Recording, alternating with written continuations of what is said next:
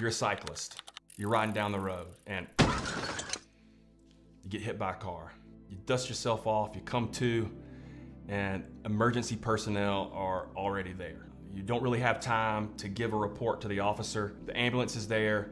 They take you to the hospital. While you're sitting in the hospital, getting checked on, getting the scans, getting your CT, going through all these different machines, an officer shows up. That officer presents you with an accident report, one that you probably haven't even had any input in because you were unconscious potentially at the scene and you were whisked away for your safety. The officer takes maybe a few statements from you and then gives you this report.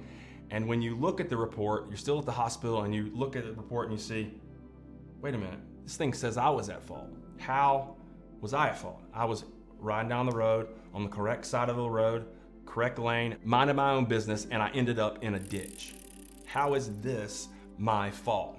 The officer really can't give you any clear answers. All he can give you is this document, or all that he does give you is this document, and asks you to show up to court someday in the future, in the next few weeks. What do? When you get home that night, you have medical bills piling up, you missed some good things that happened in your day, the next day is screwed up, you're missing work coming up, but this report says that you are at fault. You get a phone call the next morning from the insurance adjuster for the other guy, and that person tells you, sorry, we can't pay your claim because the accident report says you were at fault.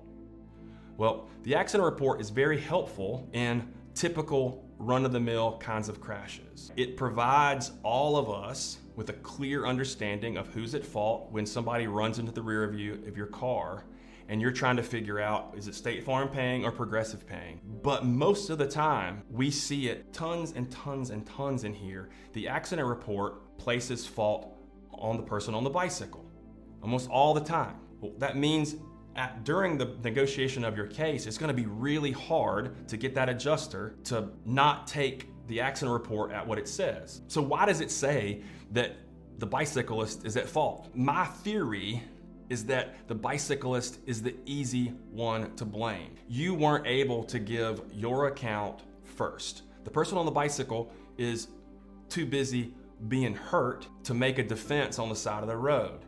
Unlike in a standard wreck where you get hit and everybody gets to talk to the cop about the same time, the cop that's making this accident report, they're getting the story from the defendant or the at-fault guy first. So they're automatically gonna be a little bit predisposed, I believe, to believe in that fella over the guy that's in the ambulance going to the hospital. And as a bicyclist, you know, bicyclists on the side of the road when they're riding are an easy target to blame. It's an easy presumption for that officer to get over. What do you need to do? What do you do next? Well, this is one of those circumstances where talking to a lawyer that does this kind of work would be very beneficial, because the insurance adjuster that you're talking to on the phone, they're not going to tell you that this piece of paper that says that you're at fault, that thing doesn't come to court. If you file a lawsuit against the driver who ran you off the road, that document never comes in. The police officer that says you were at fault, he doesn't get to testify in the trial because he didn't see the crash. Only people that saw the crash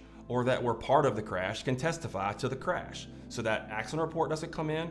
The police officer that thinks you're at fault doesn't come in. It's just, were there other people standing around that saw the crash, right? Your testimony of what you were doing, the testimony of the guy that ran you off the road doing, those things are what come in. Those things are what are admissible at trial. And the adjuster's not gonna tell you, and probably by yourself, you're not gonna be able to get over that presumption that the insurance adjuster has that you're at fault. This is one of those special times where a lawyer that does this kind of work would be very beneficial to talk to.